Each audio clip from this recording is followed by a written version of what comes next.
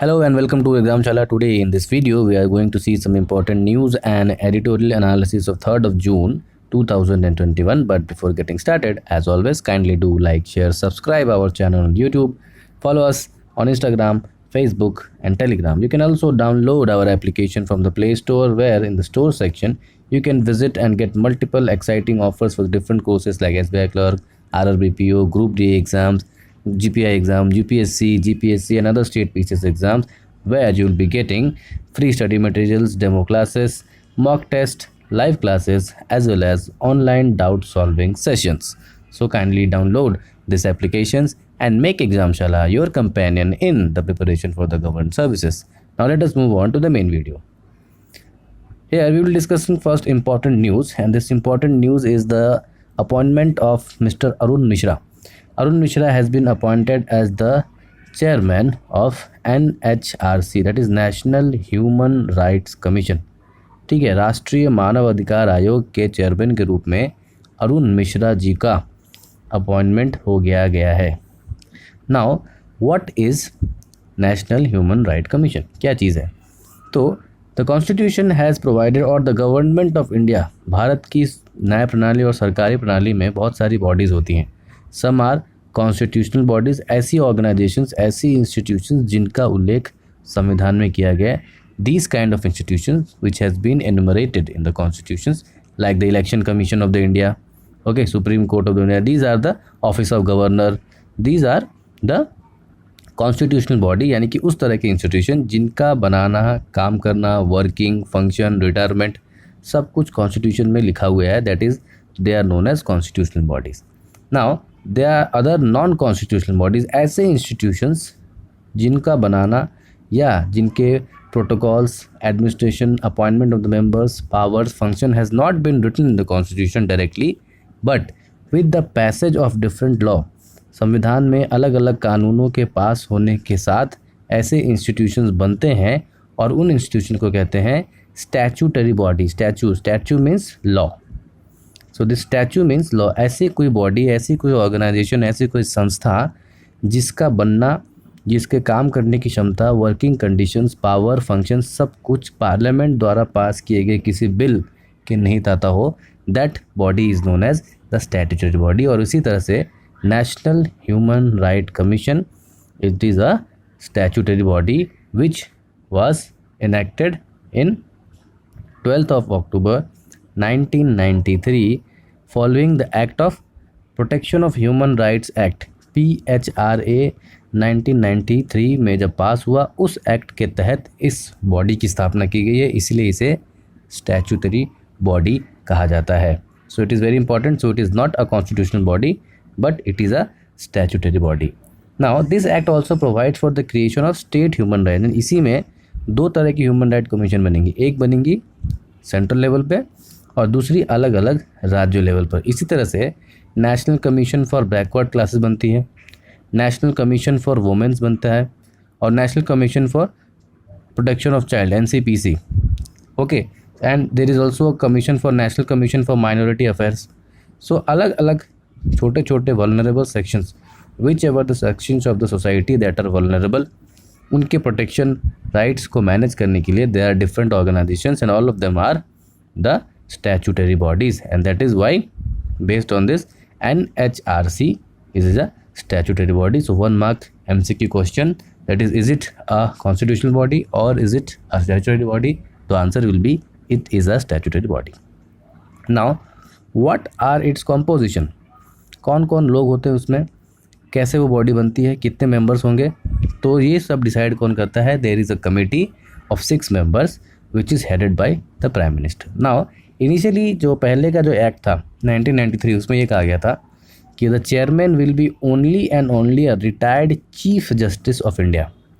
But उसमें फिर 2016-17 में एक अमेंडमेंट किया जाता है, और उसमें ये कहा गया क्या है कि सिर्फ चीफ जस्टिस नहीं, सुप्रीम कोर्ट का कोई भी जज, so he may not be the chief justice but he may be a जज of the supreme court, and after getting retired he may become a chairman of the NHRC, that is National Human Rights Commission. And that is why, so a chairperson, a person is a retired Chief Justice of India or any other judge of the Supreme Court of India. And who will appoint this? तो he will be appointed by the selection committee of 6 members which will be headed by the Prime Minister of India. So Prime Minister will head it. Then the other members will be Speaker of the Lok Sabha, Deputy Chairman of the Rajya Sabha, that is the Vice President, and leaders of opposition in the both houses of the Parliament, that is LOP in Rajya Sabha and LOP in the Parliament, and Union Home Minister. So इन सब को मिलाकर एक committee बनती है और वो committee किसको appoint करती है? NHRC के chairperson, that is the chairperson of National Human Rights Commission. Now what and how will be removed? So he holds the office till the age of 70 years. That you know कि 65 age तक there is a maximum limit of being the judge of Supreme Court. So he will be having a maximum age limit of 70 years और 3 साल. तो या तो उसके service के 3 साल हो या उसकी उम्र 70 साल हो, दोनों में से कोई भी जो पहले आएगा उसको देखते हुए उसकी टर्म्स एंड सर्विसेज डिसाइड की जाती है. And he is appointed and the pleasure of the president. यानी कि अगर प्रेसिडेंट को कोई स्पेसिफिक सर्कमस्टेंसेस लगते हैं, his behaviour is unsound behaviour and he is acting against the constitution, ठीक है, so he is of unsound mind, miss behaviour and working against the constitution, then he will be removed by the President of India, means on the recommendation of the Council of Ministers. Now the chairperson, who will be the chairperson? Chairperson will be either the Chief Justice of India or any other court of the Supreme Court. Other members allows 3 members to be appointed, जिसमें से कम एक महिला जो है वो member होनी चाहिए. That is उनमें कम से कम 3 मेंबर तो होने चाहिए और उन 3 मेंबरों में से एक मेंबर जो है there should be a women. Other than अगर चेयरमैन को लगता है तो it can use up to 6 to 12 members as per is demand. Ex officio members means ऐसे मेंबर्स जो इनके अपने आप में सदस्य बन जाते हैं, जैसे कि national commission for the protection of child NCPC का कोई जो चेयरमैन होगा वो, national commission for the protection of women rights NCW के जो चेयरमैन होंगे वो, ठीक है, national commission for the backward classes NCBC, and then persons with the disabilities. तो इन सब के जो चेयरमैन होंगे वो automatically national human right commission के एक्स ऑफिशियो, यानी कि they will be sharing 2 positions. Suppose if you are a chairman of the National Commission for Women or National Commission for Child Rights, then you will be directly taken as a member of National Human Rights Commission. So apart from these 3, they're all 3, so near about 6 to 12 members are there. The term is either age of 3 और 70, यानी कि कम से कम 3 साल की service या 70 साल की उम्र, जो पहले आ जाए उसके हिसाब से. And yes, initially there was a rule that they cannot be reappointed after 5 years. Suppose a person is being appointed and then he is removed and after 5 साल फिर से उसे अपॉइंटमेंट नहीं किया जा सकता. तो this amendment, recently the amendment in PHRA Act 2016 has changed it, so he can be reappointed. and उसके जो सेक्रेटरी होते हैं, दैट इज़ NHRC, हर एक बॉडी को चलाने के लिए एक चेयरमैन होगा और उसके नीचे होता है secretary. So secretary can exercise all the power of the chairman if the chairman allows to do it.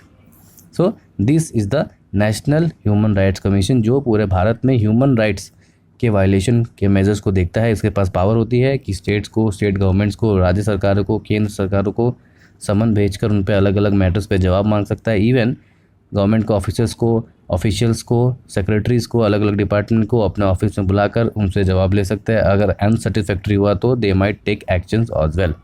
So it is a very powerful body. And recently mister Arun Mishra, who was the जज of the supreme court, has been appointed just after 9 months. So there has been a procession कि भाई जैसे ही 9 महीने पूरे हुए आपने उनको appointment कर दिया, यानी कि there will be some kind of dealing between you, the government and the mister Arun Mishra. इसीलिए आपने उनको पोस्ट रिटायरमेंट बेनिफिट, ठीक है, समझना है आपको कि रिटायरमेंट होने के बाद तुरंत, जैसे chief justice of India Ranjan Gogoi को रिटायर होने के बाद ही मेंबर बनाया जाता है राज्यसभा का, उसी तरह से मिस्टर अरुण मिश्रा रिटायर होने के बाद ही बना दिया जाता है. तो the opposition is saying that कि आपकी उससे कुछ डीलिंग नहीं होगी और इसलिए वो ने कुछ फेवर्स में आपके जजमेंट दिए होंगे, एंड दैट इज़ वाई आप उनको अपॉइंटमेंट करते ही 9 महीने के बाद ही तुरंत आपने उसको अपॉइंट कर दिया. So this is the politics. But what we need to understand is 2 things. What is NRC, कौन से मेंबर होते हैं, who is selected and what is its power. Now let us move on to the next. fuel for the growth. Now recently what happened कि there has been a report of the comptroller general of India CAG की एक report आई है और उस report में ये कहा गया है कि there has been an increase in the as per the report release by the CAG जो इनडायरेक्ट टैक्स होते हैं, खास करके जो गवर्नमेंट ऑफ इंडिया का जो टैक्स कलेक्शन है वो 2019-20 के मुकाबले 2020-21 में 0.7% के हिसाब से बढ़ा है. So it has increased of 0.7%. And उसमें भी दो तरह के टैक्स होते हैं, one is direct tax and another is indirect tax. That indirect tax has risen more in comparison to the direct tax because of, yes, of course, GST and other central excise measures.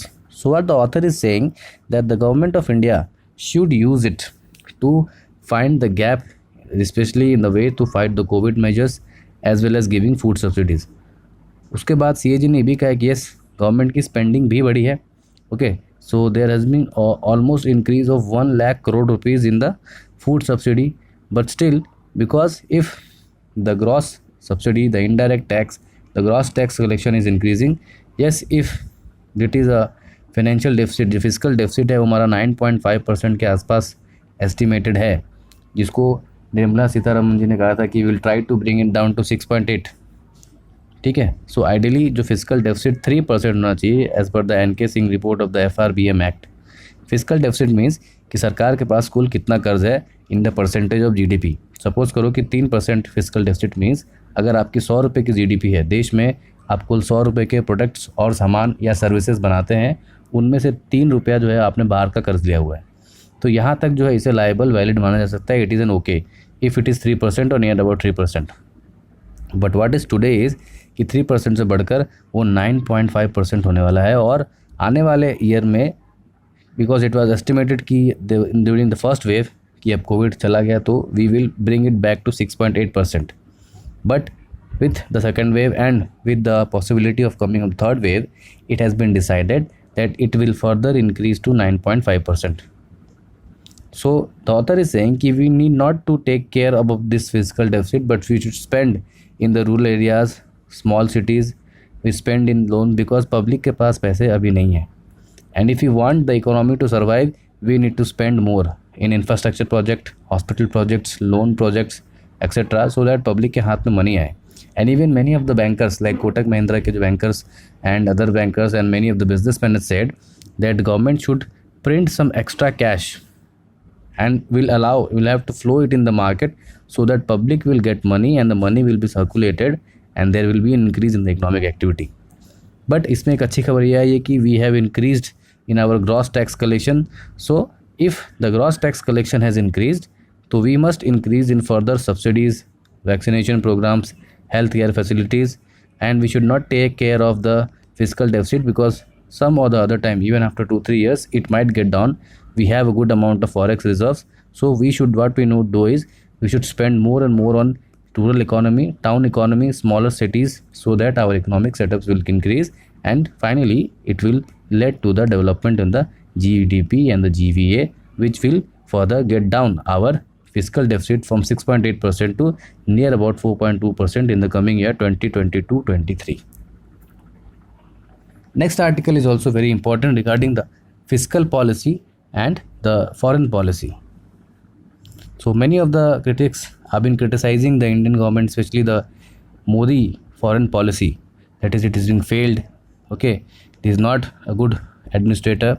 So based on that, बहुत सारे देखेंगे आप कि a group of foreign ambassadors to India, Bharat के पूर्व राजदूतों ने मिलकर एक आर्टिकल लिखा है and they have been claiming कि भारत में भले ही सरकार बदल रही हो, ठीक है, पॉलिटिकल पार्टीज़ का राज बदला हो, लेकिन our foreign policy is constant. So present government ने ऐसा कुछ भी नहीं किया है जो हमारे प्रीवियस स्टेप्स पे प्रीवियस फॉरेन पॉलिसी के खिलाफ हो, बल्कि he has done remarkably well to further cement our ties. So जो देश की विदेश नीति होती है वो फिक्स रहती है, भले ही सरकारें आएँ या जाएँ, और उसी राह में चाहे वो NDA 1 की सरकार हो अंडर वाजपेयी जी, UPA की सरकार हो अंदर मनमोहन सिंह, और NDA 2 हो अंदर mister prime minister Modi, all of the policies are being same, and even they are supporting the Prime Minister Modi that he has actually gained our foreign policy to a much broader level and marked the importance of India and the global map in the global arena. And why he is giving some examples? Because those faulting the Modi government's foreign policy कि कुछ departures हुए. Departures means कि Modi government has changed India policy. Okay, Modi ji has changed the foreign policies, but actually it is not, because if we see the foreign policy and the ideals during the UPA and NDA governments are totally the same. Why? Because the officers, foreign office, department, ambassadors, foreign secretaries are all the same.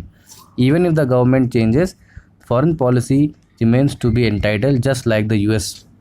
US में भी president भले ही change होते हैं, लेकिन foreign policy the American first, the interest of America is top. And in the model 21st century, the foreign policy is guided by the national interest, and no party in the power, no government will compromise with the national interest. So we should not criticize our prime minister, especially in this pandemic time. In this time when the country is running with casualties, we should support our prime minister, and will not, at least on the foreign front, he has done remarkably well, and he is giving examples.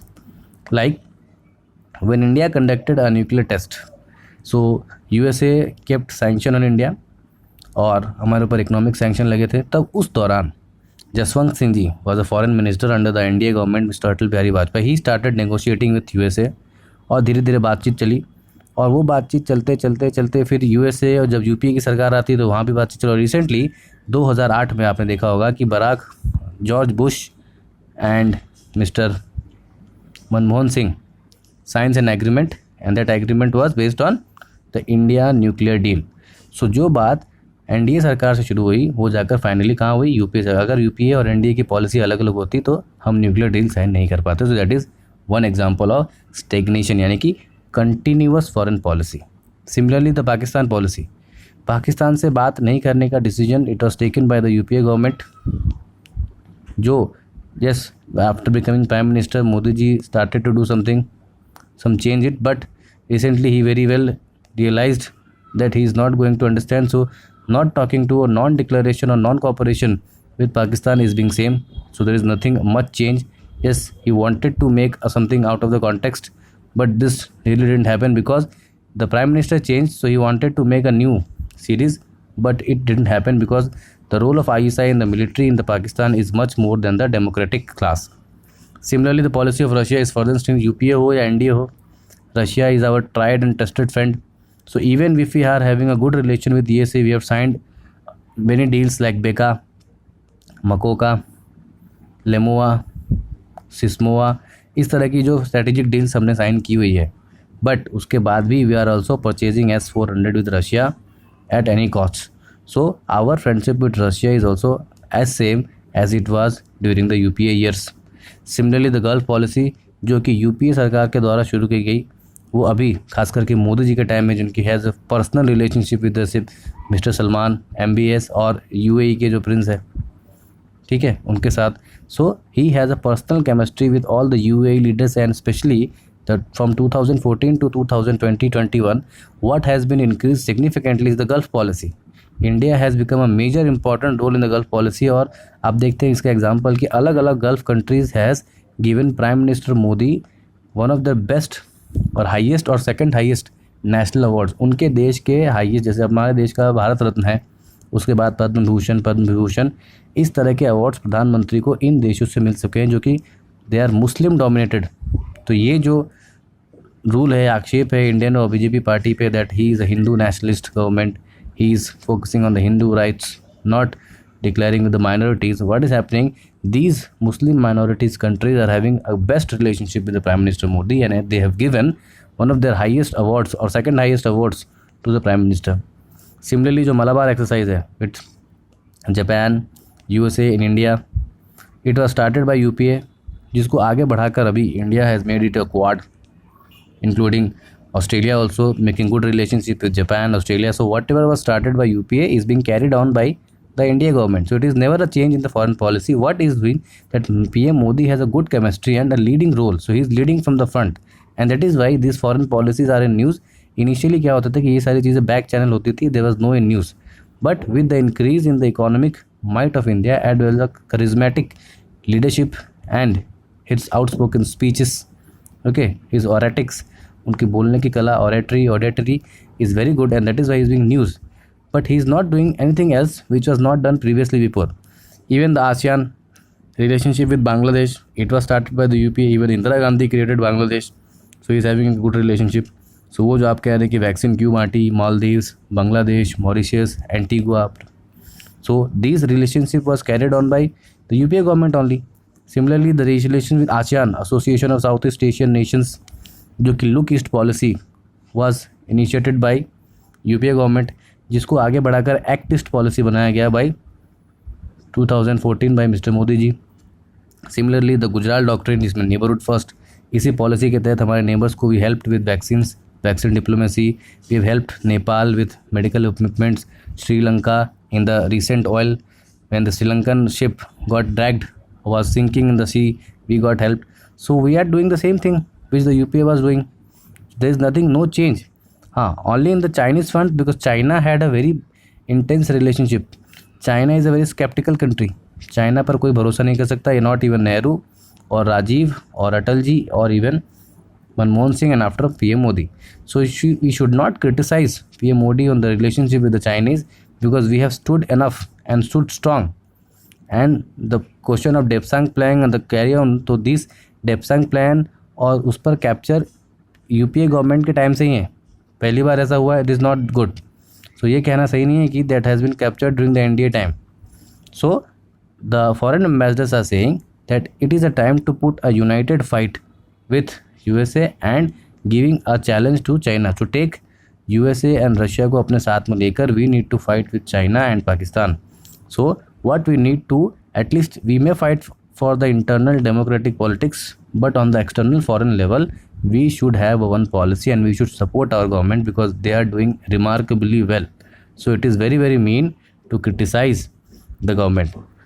उसकी तरह से जो European union के साथ जो deal UPA सरकार पूरा नहीं कर पाई थी based on the geographical tax, GI tax को लेकर, this government has actually cleared it. So this government has done more successful in the comparison UPA government, and that is why criticism especially on the foreign policy front is not good, because the foreign policy of a country does not change, because foreign policy is the relation of the country with the country, is not with the government. So it is a country's relation and country is going to be the same even the political party in the government changes. So we should not be criticizing the foreign policy, especially during this NDA rule, because it has achieved a lot. And so we will support it, especially in the time of this pandemic, and will put a united front to fight the skeptical nature, to fight the grievous neighbor like China and Pakistan. So this was all for today's video. Till then, stay home, stay safe, wear your masks correctly, get vaccinated. Jai Hind.